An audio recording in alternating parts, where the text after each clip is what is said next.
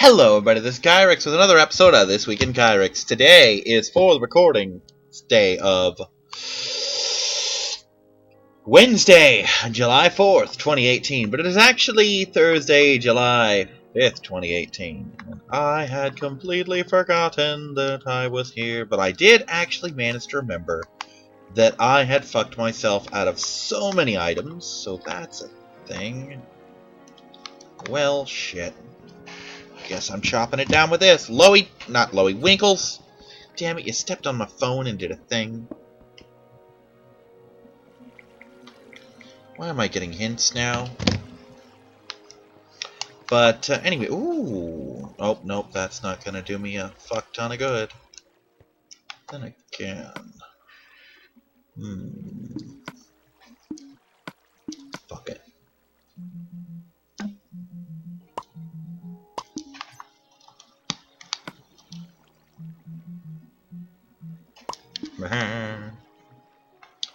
I need me some of this. So, hope y'all had a happy 4th of July. My American viewers, that is. The British ones, I imagine, wasn't quite so good for you. Just another day for you guys.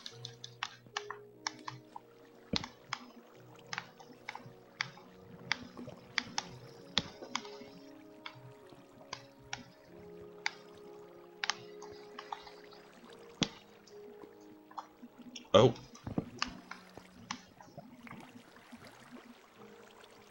Wait. No, that's just a pumpkin. Fuck that pumpkin.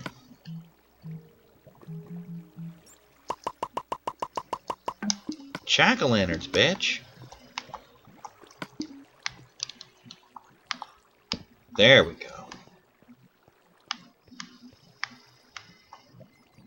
That's to tell me that up is out. Probably regret that shortly, but for now it will do. It will do nicely. Aha! That's what I need.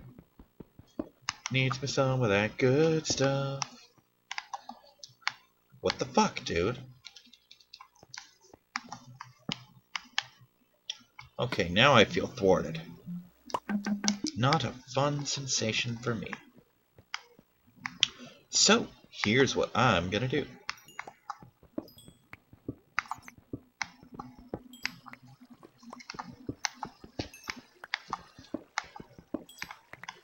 For startsies, we're gonna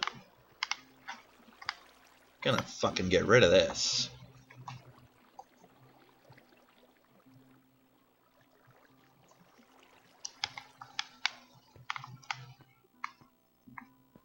Okay, yup, that is indeed a jack-o'-lantern. What's with all the fucking fuzz? But, fuck it.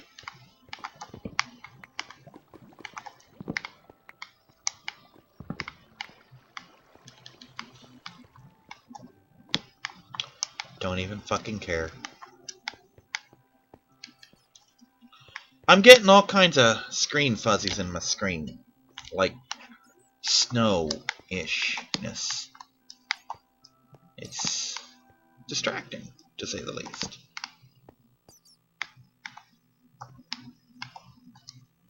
Yarg. Fine. Set up one of those.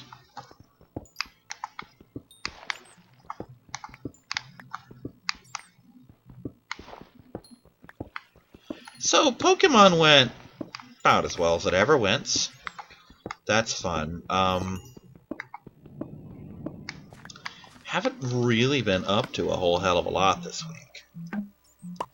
Well, I've been up to some stuff, and I'll get into that in a minute. But let's deal with the thing that's in my description, which is I have spoilers, finally, at long fucking last, for Black Panther and Infinity War, which means I'm up to date. Took me long enough, you know. But yeah, I have gotten caught up. I got tired of the roommate saying, "Oh, we'll get Black Panther, etc." You know, I was waiting on him, and it didn't fucking happen. So I said, you know what? Fuck this. I took my money, because it just got paid, and I went up to Walmart, and I went up to the Red Box, and I grabbed me a fucking copy of Black Goddamn Panther. Because it was Monday, you know. And Tuesday is the $5 movie day. Ooh, that's good. And that'll be important in a minute. Is it up here? It is up here. Okay, cool.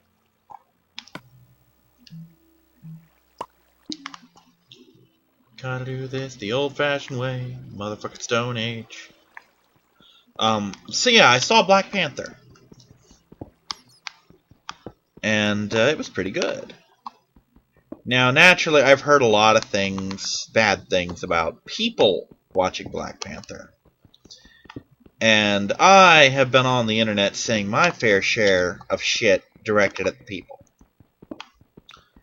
In that, the thing that I get sick of seeing more than anything in the world is people shouting like, Wakanda forever, and using Wakanda as a Black Power thing. Because pretty much without exception, the people doing this are Democrats and liberals. Now, I really don't take any stock in either side of the thing. Like, I think it's all completely ridiculous, the whole Democrat-liberal argument. Because I'm one of those people who likes to have my own thoughts. If I think a thing, it's because I think that thing, not because someone told me I should think that thing. To the point where I legitimately get offended when people tell me what it is I'm supposed to think. You know? But, the reason I bring up the Democrat-liberal thing is these are people who, by and large, more than damn near anything else in the world, hate Donald Trump and his policies. Gonna tell you now, not a big fan of Trump myself. You know, I'm not a Trump guy. But Wakanda is very much an African version of Donald Trump's America. Absolutely. It is an ethno-state that ferociously defends its borders. And generally speaking, if you come into Wakanda, you're not leaving alive. And T'Challa is the king who basically says, fuck all that. You know? T'Challa is the first king that I'm aware of in the Black Panther mythos who doesn't just want to be Wakanda against the world, who wants to be part of the world. And for whatever reason, people gloss over that fact in a big goddamn way, which is funny because it's kind of super important, you know? Because the people, not all of them, but the vast majority of the people who are out there shouting Wakanda forever are very much on the Killmonger side of things. And they seem to have missed the message that he's the fucking villain of this movie. That he's the bad guy and that he's wrong. You know? And that kind of defeats the entire point of literally the entire movie. You know? You're not supposed to cheer on the goddamn villain.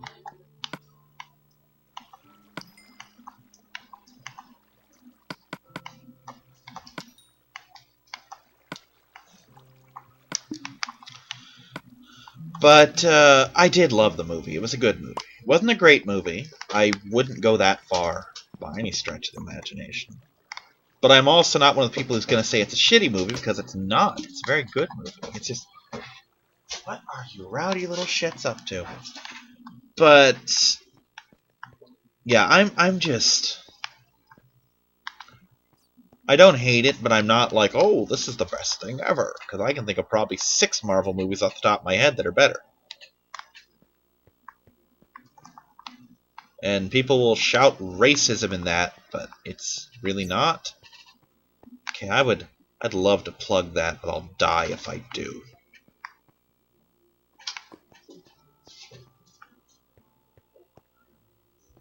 Meanwhile, if I leave it there, I'm probably going to die as well.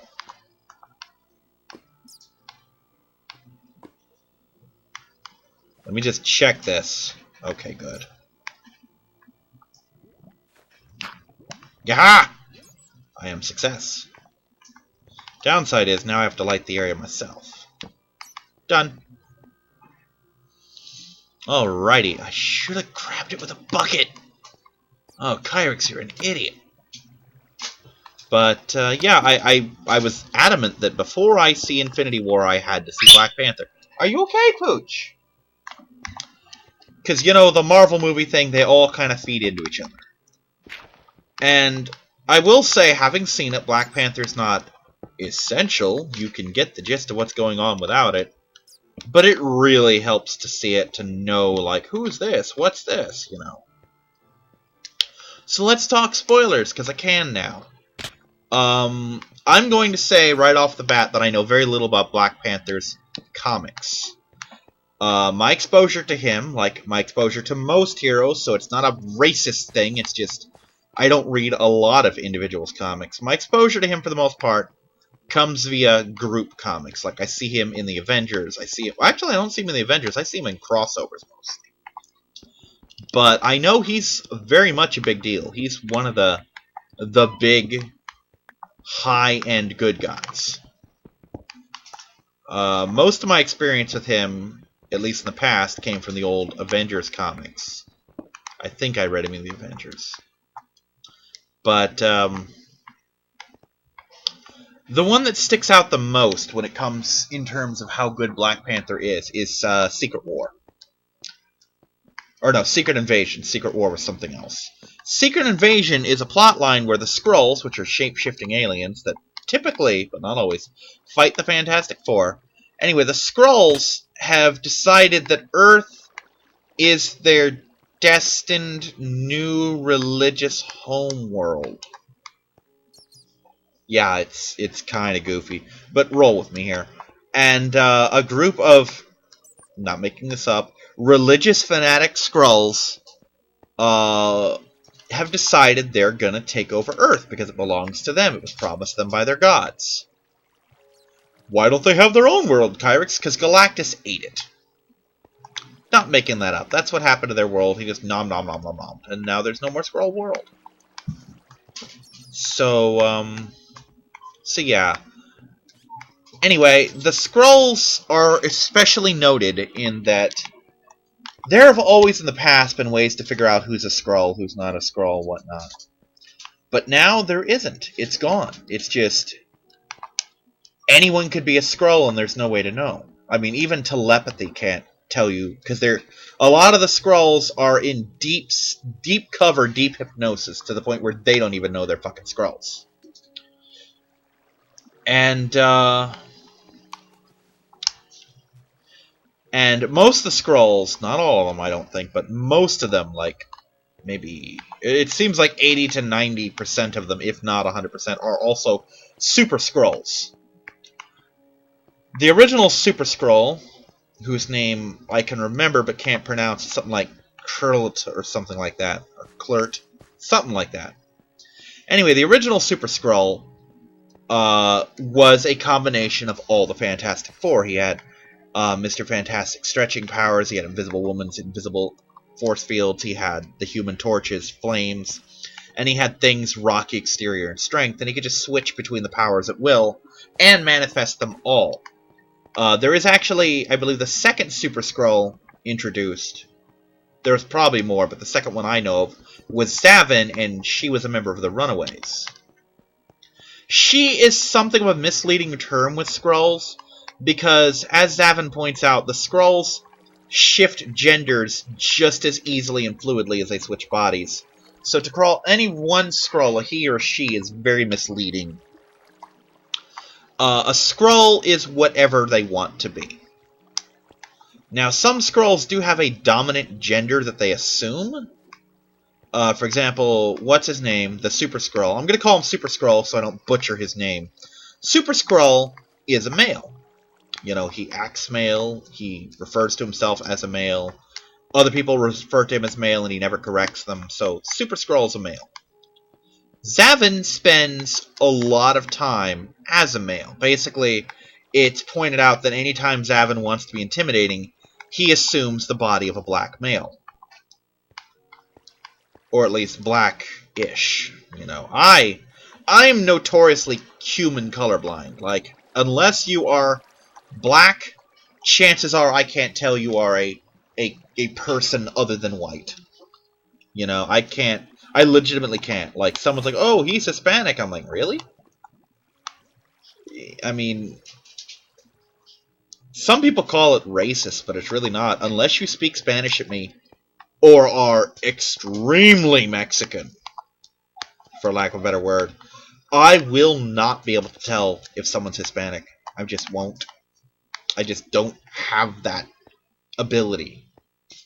I'm notoriously bad at shit like that. Well, now how do I get out of here? I got in. Obviously, there's some way to get out. Oh yeah! Jack-o'-lanterns! Oh yeah! Jack-o'-lanterns! See? They're paying dividends. Aha! Sweet. And there's my way out.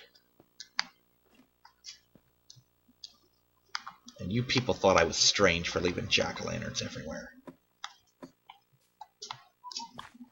Anywho. But yeah, basically, whenever Zavin wanted to be intimidating, he took the form of a male, and his default human form, I want to stress default, this is the form he just assumes, tended to be darker skinned. I'm not sure if black is the appropriate tone. It looked black to me, and we've established that I don't know what the fuck I'm looking at half the time, you know. But that is, to my eye, what he was.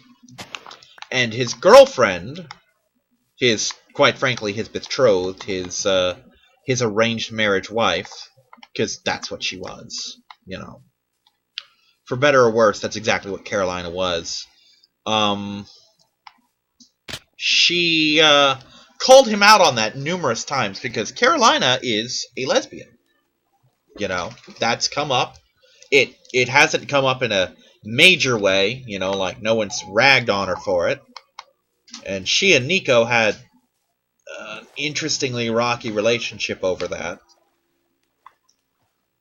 God, I need to find where the fuck I'm going. Wish I hadn't lost my map, because I'm not anywhere near home.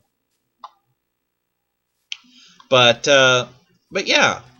And Carolina, and it should be stressed, Zavin legitimately loves Carolina. He basically came after her to get her and collect her because they were arranged to be married, and Zavin took that rather seriously. The reason that they were an arranged marriage is their species, the Skrulls for Zavin, and I want to say they're called the Majestinians, for Carolina, have been at war for just ever. You know, they do not get along. And theirs was to be a political marriage to bring their two species together. And Zavin, very much, for all her Super Skrull tendencies and her warrior outlook, very much wants that to be a thing. Which I find very amusing, because Zavin is not a warm, fuzzy person. Zavin's general response to any issue, any slight bump in the road, is to smash it to pieces. And this is the girl who went halfway across the galaxy to find her arranged marriage wife so that their species could be at peace. And quite frankly, there's something rather beautiful about that. I don't know what it is, but there's something. Likewise, I don't know where the fuck I live anymore. 1,400 miles in this day and age, I don't know where I live anymore. But anyway, Zavin, like I said, Zavin would default to a human male, and Carolina basically said, are you just a woman because that's what you have to do to be with me, you know, or whatever?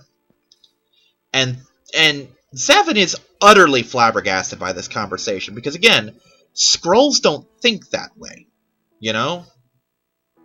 Skrulls don't think in terms of male and female. They really don't. Like, if you're a Skrull couple, a conversation that might happen is, hey, I want to be the guy tonight. And the other person's like, okay. So you switch, and the one who's the guy becomes the girl that night, and the girl becomes the guy. It's just how that works. So, to Zavin, the question makes no fucking sense. You know, Zavin is Zavin. And, I mean, it is literally, to compare it to anything, it's like humans wearing a shirt, you know? It's like a cartoon character. Like, matter of fact, Skrulls look at humans in that sense, the way we look at cartoons. Like, really, does Charlie Brown not own any other shirts except for the fucking yellow shirt with the black stripe? Because as a human, you're changing clothes pretty much every day. And if you're not, you're considered lazy for it, you know? But when you watch a cartoon, chances are they're wearing the same outfit. Like, if you watch, say, Thundercats, with a couple rare exceptions, they're wearing the same clothes in episode 1 that they're wearing in the series finale, you know. And Zavin's just utterly flabbergasted by the idea that anyone would define themselves by a gender.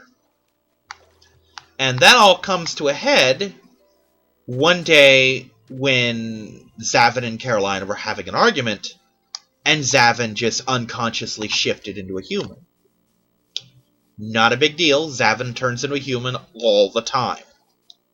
You know, Zavin spends maybe a third of her time in human form, and the rest of it as a Skrull, with brief moments as something else as the situation calls for it. But here's the thing. Zavin didn't just turn into a human. Zavin turned into a female human. And Carolina was absolutely delighted by this because, and the funny thing is, it stopped the fight immediately. Because Carolina was the one who started the fight. Because she just had enough of whatever bullshit Zavin was spouting at the moment. Because the two of them love each other, but they have a very confrontational relationship. Because, quite frankly, Zavin is very much an alien, whereas while Carolina herself was an alien, she was raised on Earth with human values. So, Zavin is very, very alien to the whole group. And she just doesn't think the way the others do. Like, Zavin would think absolutely nothing about killing someone just because they're a mild inconvenience, so they won't have to deal with them later. Naturally, that rubs Carolina the wrong way. But whatever the argument was about, and I haven't read the comic in ages, it stopped the fight immediately because that's the moment that Carolina realized that, yes, Zavin is a girl. Because that was not a calculated effort on Zavin's part to defuse the fight. Zavin just freaked out, stressed out, became a human, and that's the form she took. It's just, that was her unconscious response, was to reach for her human body. Because that's what comforted her at the moment. So, yeah. But anyway, the whole tangent I went off on with Zavin was that Zavin as a Super Skrull was something of a failure because she never completed her training, so as a result, she could only take on one of the powers at a time, as opposed to Klurt, I think his name was, who could be all of them at once, all the time. She met him once, by the way, and they had a kind of a cute conversation between the two of them. She fangirled like fucking crazy. But anyway, the thing with the Super Skrulls is these Super Skrulls from Secret Invasion were different. Like, you had Super Skrulls, like, you'd have one with Wolverine's claws and Cyclops' optic blasts and Colossus's steel body kind of thing. And you'd have one with Banshee's sonic scream and, let's say, I don't know, Human Torch's fire and shit like that. Most of them revolved around a team. Like, you'd see Avengers Super Skrulls where you'd have Captain America and Thor and Iron Man all in one. And, of course, the X-Men Super Skrull. And then the most powerful one, the Illuminati Super Skrull, who was Black Bolt. Who had the powers of himself, Black Bolt, Doctor Strange, Iron Man, Professor Xavier. Basically the heavy hitters of Marvel. But like I said, there were only a handful of people The Skrull Kill Crew was a group. Basically, they ate... I'm not going to get into the details, but basically they ate Skrull cow meat. And doing this gave them the power to sense Skrulls all the time, wherever they were, regardless of what form they were in, so they became Skrull hunters. And there was another man who was originally called Triathlete, but he took on the powers of another legacy hero? Calling himself the 3D Man. I don't know if he actually existed or if he was something that was retconned in, like, oh, I existed even though there's no history of me ever, you know. But he had these goggles that basically let him see Skrulls, and when Triathlete put those on and became the new 3D Man, he too could see Skrulls. And that was pretty much all they could do to fight the Skrulls, was have the Skrull Kill Crew and 3D Man hunt out the infiltrators, while the other superheroes battled the actual revealed Super Skrulls. So, what does any of this have to do with Black Panther, you ask? Well, that's a fantastic question. First off, you'll remember that in the movie, if you've seen it, they specifically mention worshipping the Panther goddess Bast. I almost said Bastet, but Bast. In the comics, it's the Panther god. It might still be Bast, and they just call her a god, but that's a thing. I don't know if they did it to be politically correct, or because there actually is a legitimate Panther goddess named Bastet, and it's just, oh, it could very easily be Bast to them. You know, I'm not nitpicking. I don't care. You know, it's not. I mean, the character exists, but it's not like someone you'll read about in the comics, like, oh, here comes the Panther god to help the Avengers. But, anyway, a couple Skrulls are coming up on Wakanda, and... because there are infiltrators all over the world. Every superhero team has at least one, and every country is just full of them. Well, they come to Wakanda because, for whatever reason, they've lost contact with their moles in Wakanda. They get there to see just this array of Skrull heads on pikes, with T'Challa in his Black Panther outfit just standing there, and basically, what he said basically was, don't fuck with the Panther God. Basically, the Panther God granted T'Challa the power to sense the Skrulls and kill them. And he did. So yeah, T'Challa is very much one of the big guns of the Marvel Universe.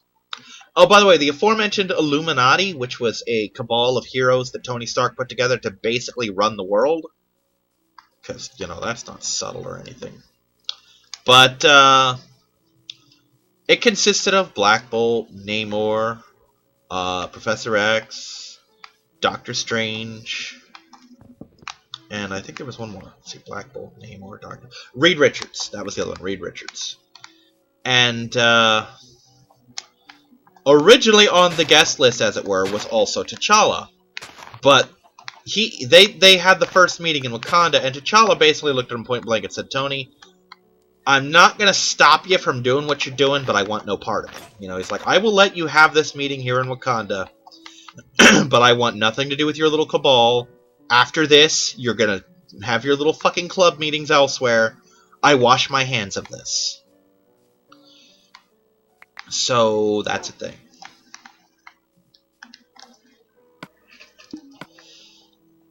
Oh, I did want this, actually.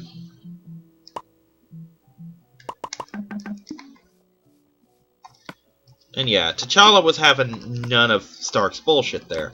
But he was slated to be part of the Illuminati if he had just, you know, taken his rightful place, as it were. It's just, he had too much integrity for that shit. He didn't like the idea of half a dozen superheroes deciding the fate of the entire fucking human race. And in his defense, that come back to bite Stark in the ass more times than I can fucking count. You know, it basically never worked for him. But yeah, again, Tony Stark was assembling some of the most powerful, influential, and intelligent men on the planet, and that was the group he came up with. He came up with Namor, the Submariner, King of Atlantis. Doctor Strange, the Sorcerer Supreme, Master of the Mystic Arts. Professor Xavier, leader of the X-Men, face of the good, mutant community and the most powerful telepath on Earth. Himself. Billionaire, genius, playboy, philanthropist, you know. Leader of multiple incarnations of the Avengers, and at the time... No, actually not at the time, this is before Civil War, but he would basically become the new Nick Fury for a while, after Civil War. Reed Richards, one of the smartest men on the planet, patriarch of the Fantastic Four, you know, and of course T'Challa, the Black Panther, the king of Wakanda. These are the men he chose to surround himself with, to be part of his group, the Illuminati, and he could have had anyone, really. I mean, T'Challa could have just as easily been, say, Magneto to get, you know, the evil mutants. It could have been Doctor Doom, for all his brushes with villainy. He's been a hero occasionally as well, you know. And generally, for whatever you could say about Doctor Doom, and you could say a lot of bad shit about Doctor Doom, but you know where you stand with the man, you know. Hell, he could have included Hulk, but that would have backfired given that they're the reason Planet Hulk happened. But anyway, I don't know much about Black Panther's mythos. I know the fact that after a while he let his sister take over as the new Black Panther. And he somehow became the Lord of the Dead? This happened during Avengers vs. X-Men. It was another big Crisis crossover. And in it, he was the King of the Dead. He was the king of Wakanda's dead. He was basically the fucking Hades of Wakanda for whatever reason. He was still Black Panther, but his sister was also Black Panther. I don't know if his sister in the comics was also Shuri, or if they changed her to be Shuri in the movie, but yeah, that was a thing. And, but there is one character, besides Claw, and I only know Claw from HeroClix, but there's one character other than Claw that I know of for the Black Panther mythos, and that is a guy known as M'Baku the Man-Ape. And he was in the movie. And the thing I know about M'Baku the Man-Ape is he's basically one of the starter villains, if you will, for Black Panther, for T'Challa. He's like one of the first obstacles T'Challa faces in the comics and in like cartoons. Like if you watch Avengers Earth's Mightiest Heroes, you'll see that the whole reason T'Challa joins the Avengers is he was challenged by M'Baku the Man-Ape and defeated for the throne of Wakanda, and he needs the Avengers to help him get back to Wakanda and take his throne back, you know. And M'Baku is this evil, just terrible person. He is absolutely no fucking principles to him, no morality. He's just a monster in the comics, but in the movie, I just adore him. He's awesome. He's an antagonist, but not a villain. He very much has a sense of honor and tradition to him, and quite frankly, when the chips are down, he's there.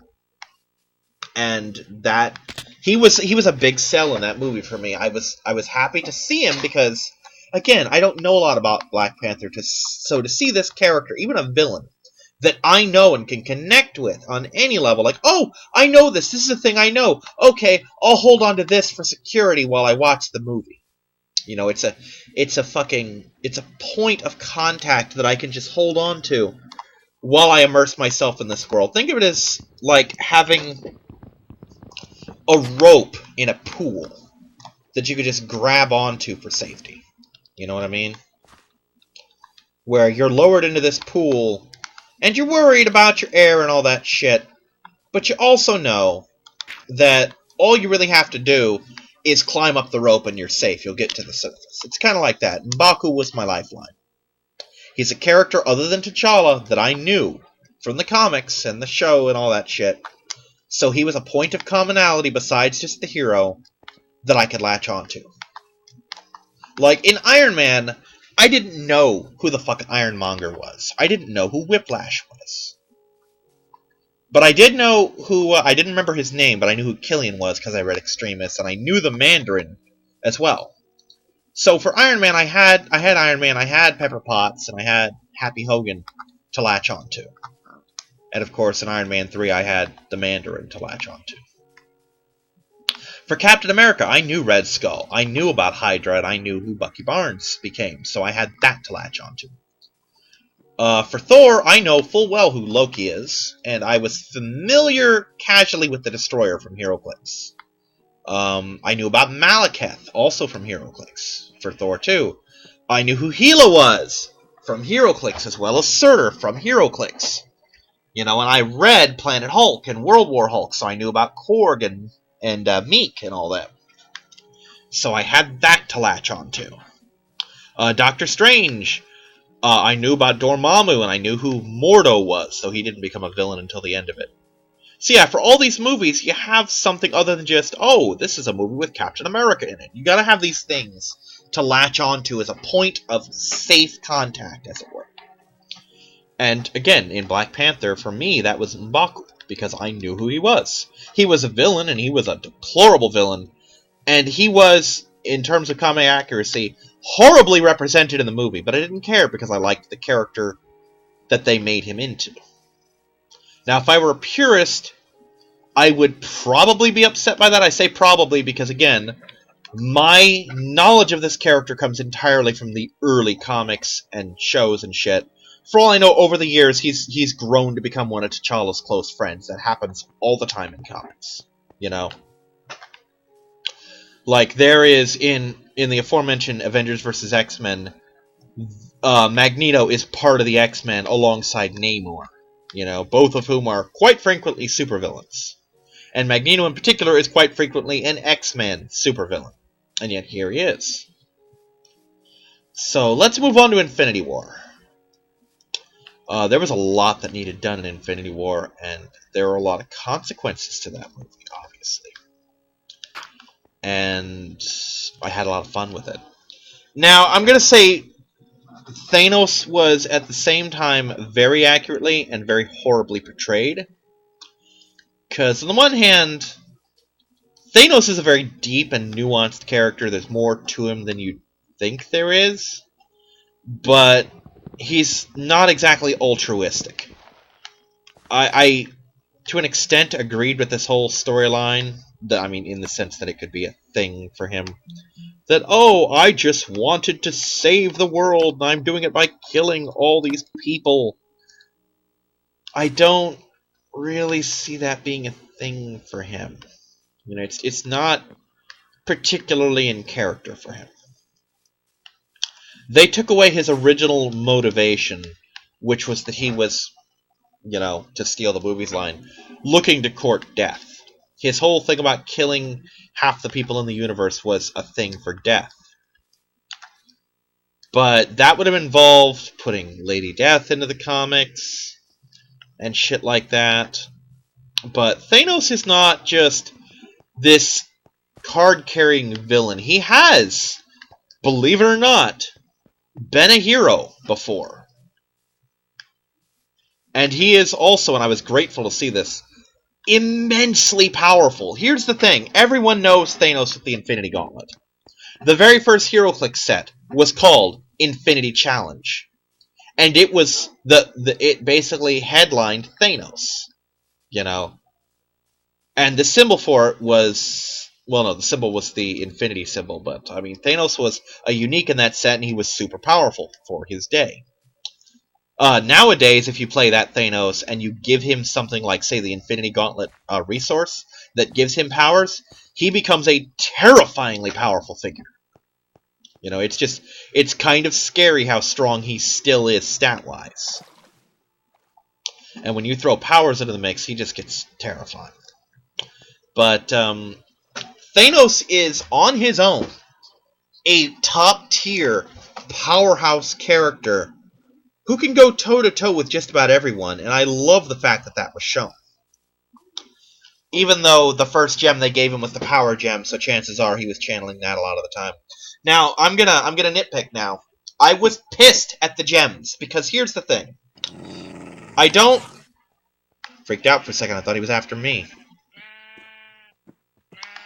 I don't know if this is the case in the comics. I would have to dig up a copy of Infinity Gauntlet again, which I probably have around here somewhere.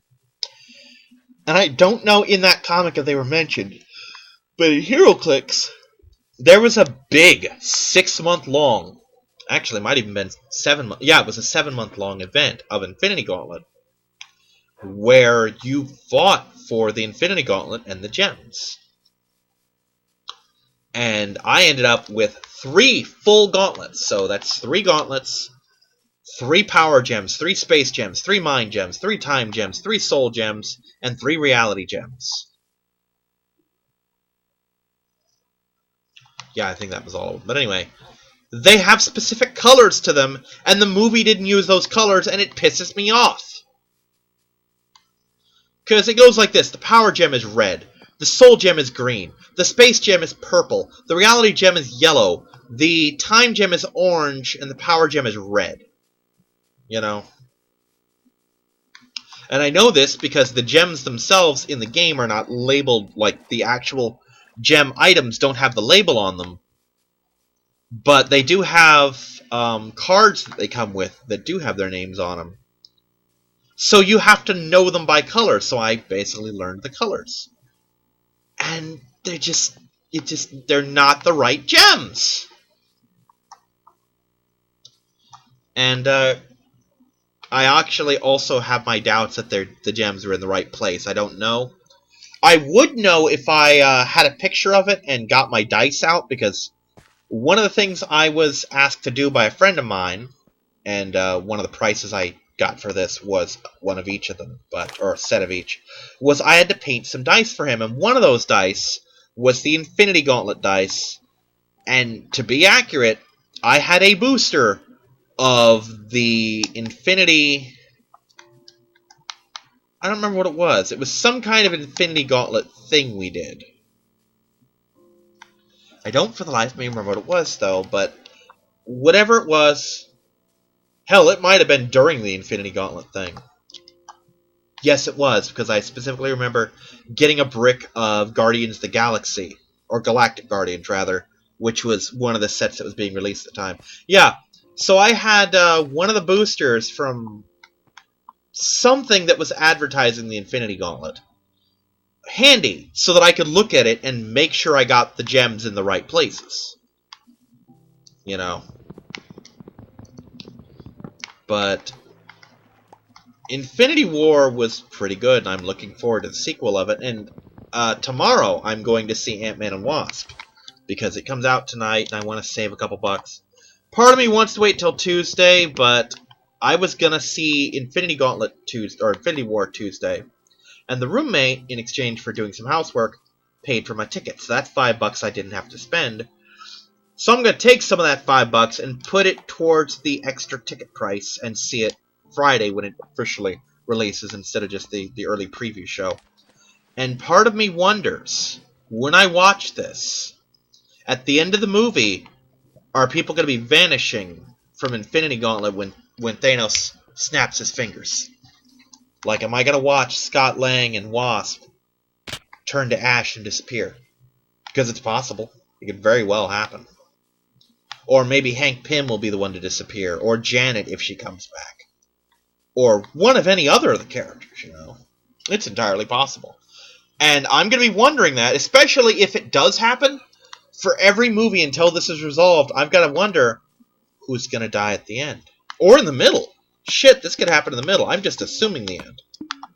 But if it doesn't happen, then I have to assume that it happens at the conclusion of whatever Avengers 4 is going to be.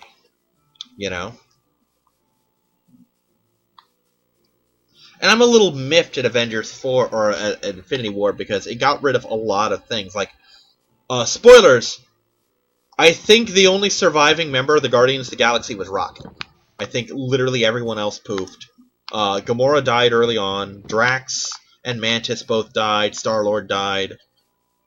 Groot died on Earth. And for the record, as this was happening, and I knew it would, and I even guessed correctly that it would be one of the last things that happened in the movie. As this is happening and I'm watching them all disappear, I didn't expect so many of the heroes to die. I knew a lot of them were going to, but it was like most of them, you know?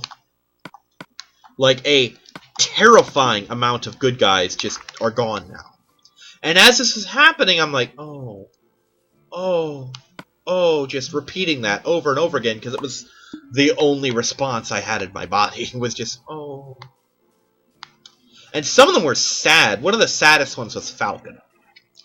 Because Falcon, not only did Falcon die, not only did he die alone, but he died alone as Rhodey was looking for him. Rhodey was coming up behind him. If he had waited 3 seconds to fucking fade, Rhodey would have been there holding him as he faded away. And that's just fucking sad, man. Oh, I did it down. My mistake, I'm stupid. But yeah, it's a good movie. I'm very looking forward to what's going through here, but I mean, Doctor Strange is gone, so his whole franchise is fucked unless they recruit Wong. Which is possible. Wong is a skilled spellcaster in and of himself, at least in the movies. I'm pretty sure he is in reality as well, in the comics, that is. Spider-Man's gone, but we know he's got a movie coming out, so that's a thing. T'Challa's gone. He's another one. But again, he's got another movie coming out, so we know he'll be back. Which I'm not surprised, because in the actual Infinity Gauntlet, when they got the gauntlet back, or destroyed it or whatever, the shit Thanos did was undone. I don't remember if it's because Adam Warlock snapped his fingers and brought everyone back, or if it was just a thing of the gauntlet. But that's what happened. So I know all the heroes, possibly all the heroes, period, that Thanos snapped away are coming back. But we might also get Gamora back and a couple others. But the teams are fucking devastating. Which isn't a bad thing. It's annoying, though, because several of the franchises we have are just fucked, you know? And it's worse because most, if not all, the Avengers are intact. Like, I think we still have Thor. Well, I know we still have Thor. I think we still have we have Iron Man. I think we still have Cap. And, you know, we got Hulk, we got Thor, we got Cap, we got Iron Man. We lost Widow and Hawkeye, I think. I know we lost Scarlet Witch and Vision. Well, Vision got his brain ripped out, so that's to be expected. But, I mean, the Guardians are gone, Spider-Man's gone, Doc Strange and Black Panther are gone, so they basically reset it to just the fucking Avengers with Rocket Raccoon. You know? And apparently we're going to get Captain Marvel, which I'd rather have Miss Marvel myself. But that's only because Miss Marvel's a much better character than Captain Marvel. And I've gone over this. It really undermines Carol Danvers as a character to make her Captain Marvel. And before anyone says anything about, oh, you just want that to be a male thing, I don't give two shits if there's ever another Captain Marvel. I didn't care. I don't care one whit about Mar-Vell, who was the original Captain Marvel. He had a great death written in The Death of Captain Marvel, as it turns out. He actually died of cancer, and the series featured Thanos. It was... If you have never read The Death of Captain Marvel, then find a copy. Go to your library or something. Find a graphic novel. Download it. Do whatever. Read that. It is beautiful. I'm going to give you some cliff notes of it, but it cannot do this justice. Basically, Captain Marvel finds out he's dying of cancer, and he has these things called the negabands on him. And they can't operate on his cancer because the negabands won't allow it. But if he takes the negabands off, he'll be dead within minutes because they're the only thing keeping him alive. So the negabands are preventing them from curing his cancer, but they're also preventing the cancer from killing him that instant. So all they can do is watch him waste away. So they contact his homeworld, because he's a Kree. And the Kree basically say, haha, he's got cancer, fuck that guy. Because he betrayed the Kree. He turned against them in favor of Earth. And they basically said, fuck you, dude. I don't think they even say whether they have the cure for his type of cancer, but...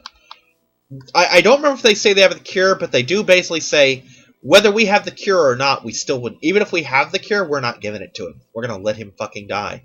Because he's a traitor. Now, Captain Marvel was a well-known antagonist of both the Skrulls and Thanos. And at the time, Thanos was dead. So anyway, all of the heroes are coming up to visit Captain Marvel on Titan, Saturn's moon, which is where Thanos is from. Turns out he's hanging out with Thanos' people who don't look like him. He's a mutant.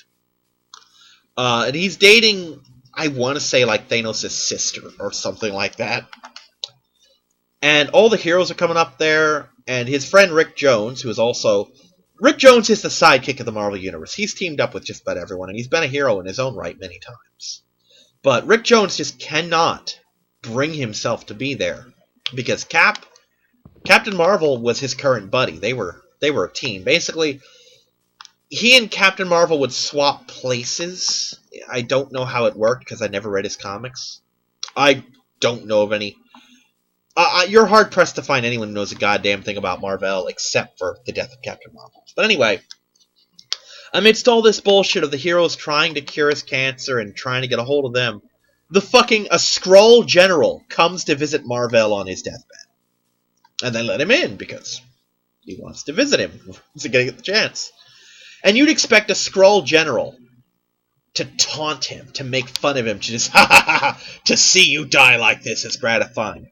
No, he salutes the man and gives him a fucking medal. He basically says, Marvel, you were the greatest threat my species ever faced. You defeated us time and time again. You were our mortal enemy. And it pains me to see you die like this. But, on behalf of the Skrulls, I want to present you this, the highest honor we have to give. And he hands him a medal. And salutes him and basically say... I hate that you have to die like this, but we will remember you as the enemy you always were to us, etc. Something like that. And as he's leaving, Ben Grimm's like, well, how do you like that? His own people won't give him the time of day, but the Skrulls give him a fucking medal, you know? But here's the beautiful thing. Marvel, by this point, he's fucking wasting away. He's gone. He's hooked up like an EKG, and his heartbeat's stopping. And you see Thanos, who at the time he's dead, but he's a statue, and you see him just kind of shatter the stone and come to life. And you see him march into Marvel's room as a ghost. And he just grabs Marvel and pulls him out of his sick bed, and he's just this sickly, wasted away wreck of a cancered human being. You know? Well, a cancered Kree, but you know what I mean. And he basically tells him, look at you, wasting away in a bed like a fucking invalid. You're better than this. You're Captain Marvel, etc. You don't get to die like this.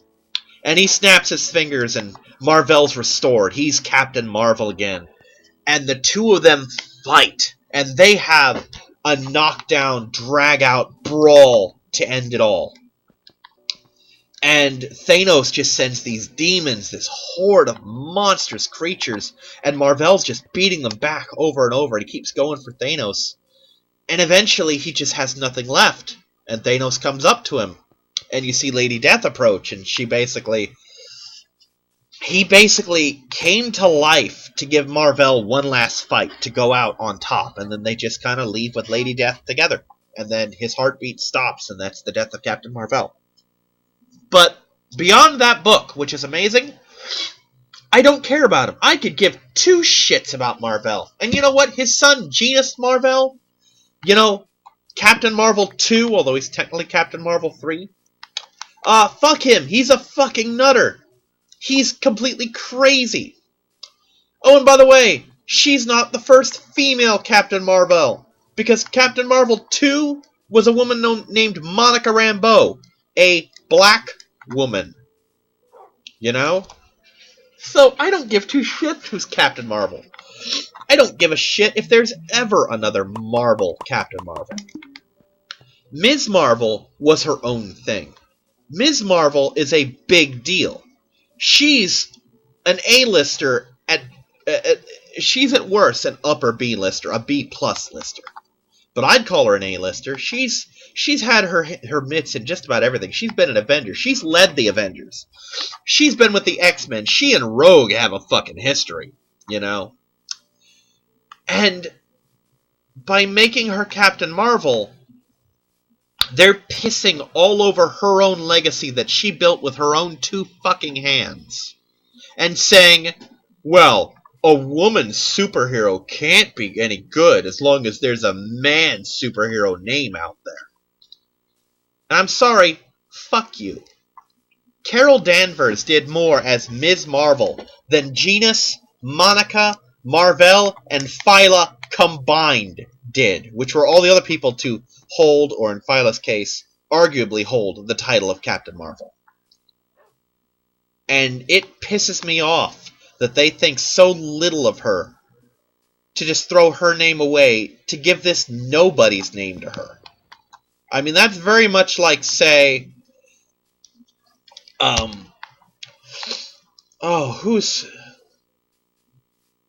who even is a good person? Alright, let's take a character like Whiplash. You know, we know Whiplash for the movies now. He was never called that, but let's take Whiplash. The movies gave him some screen time. Let's pretend he's well known. And instead, we're gonna take Whiplash, this character with this movie history, and his next appearance, he's gonna be called the Trapster. Because that's a fucking C-list villain right there. Formerly went by Paste Pot Pete. But we're not gonna talk about that. But yeah, I think I've run out of things to bitch about, and it's hot in here, and I want to get away from all these electronics. So I will see you all next time. Bye-bye, everybody!